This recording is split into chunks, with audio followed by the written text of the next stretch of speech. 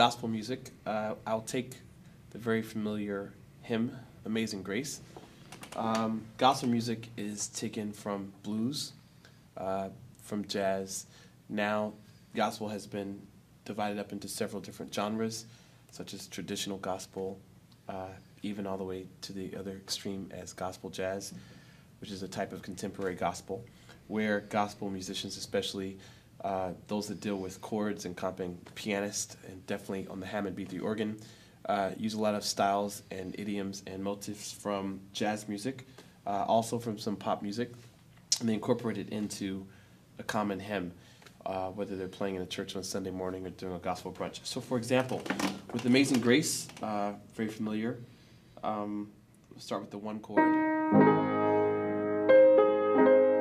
then the four chord, 6 F minor, and A flat, 2 5 to the 5 chord, back to the 1 chord, 4 chord,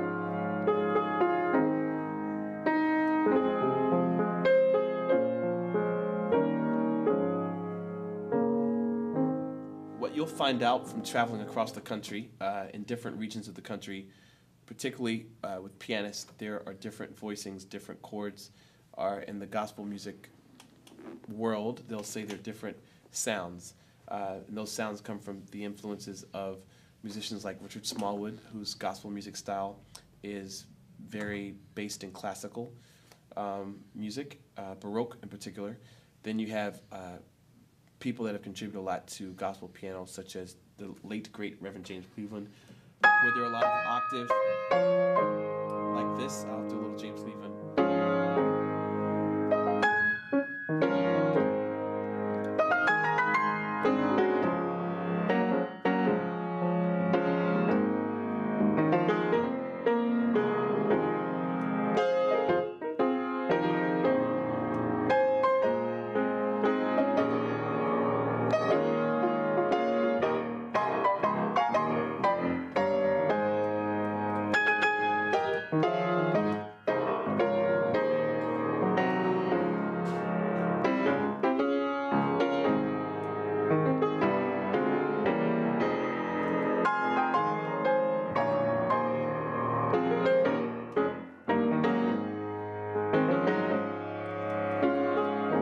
Style was also done a lot in Chicago.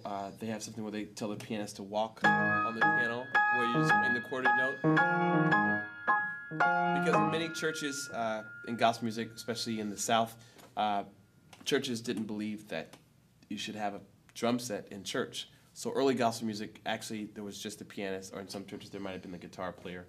Of course, people would clap their hands, stomp their feet on the 1, 2, 3, 4, like that, and also many times they would play a tambourine. But in the Pentecostal churches that were very charismatic, they had a drum set, so rhythm was not necessarily required from the pianist by playing the bass in the left hand, because the organ player, the Hammond B3 organ in the Pentecostal churches, which is the main instrument, keyboard instrument, the Hammond organ, he would do a lot of comping.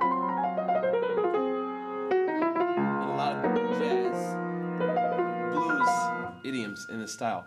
So, for example, if I were to also maybe go to the area in the Midwest, in Detroit, where great keyboard players, and they have several YouTube clips of them, such as Thomas Whitfield or Elbernita Twinkie Clark, who was a founding member of the Clark Sisters. You think about people like that, or Rudolph Stanfield, or even going out to the West Coast with Walter Hawkins, the Hawkins family, or Andre Crouch. Gospel music in the late 80s, early 90s started changing, where certain chords that were considered to be secular, based on their influence, were coming into gospel music. So, for example, it may sound something like this.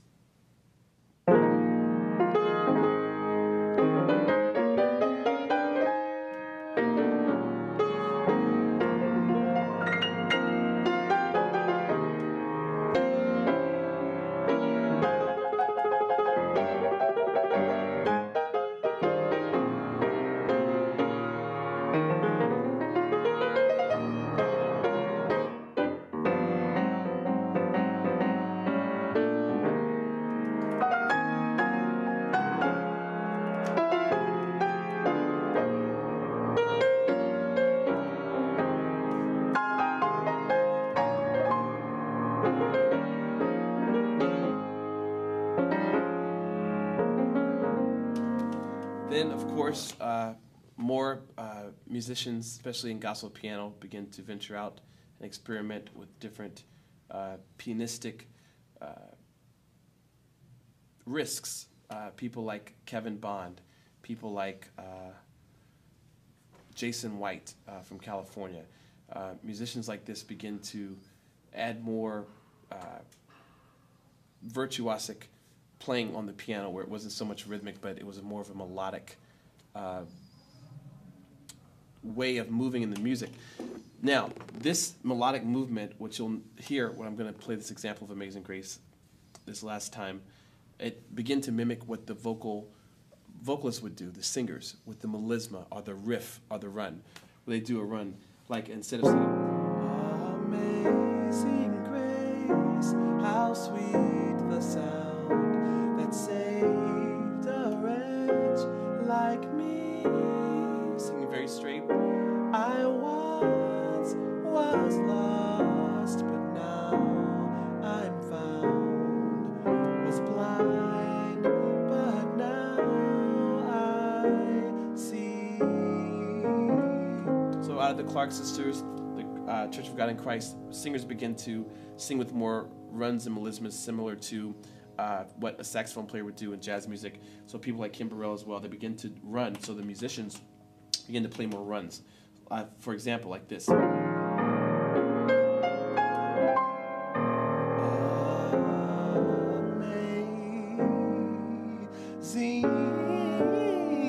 grace, how sweet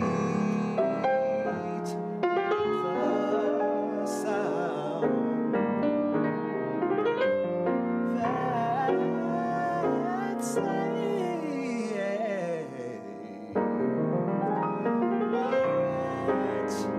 like me. No, no, no, no, no,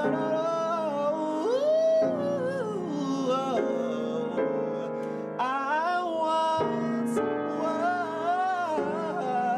was lost, but now I'm found. Was blind, but now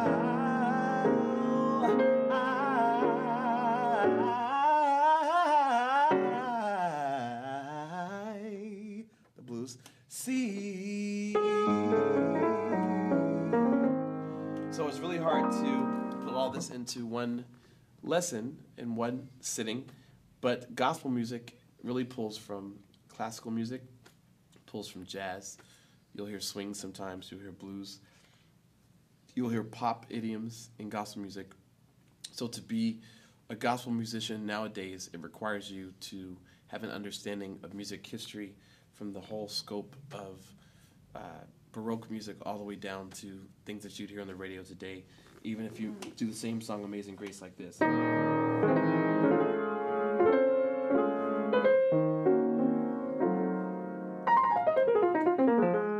Oscar Peterson run.